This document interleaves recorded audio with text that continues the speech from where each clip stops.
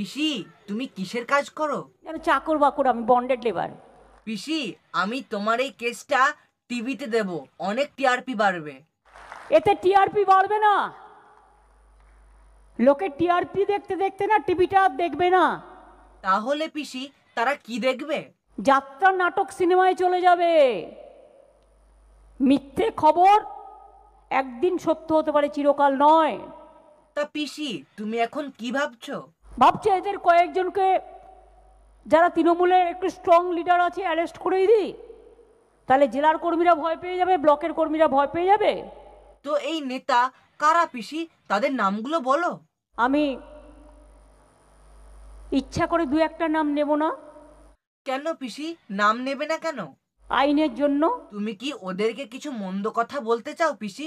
আমি তো ওই সব ভাষাগুলো বলতে পারি না বলে আমার জিভ লক লক করে।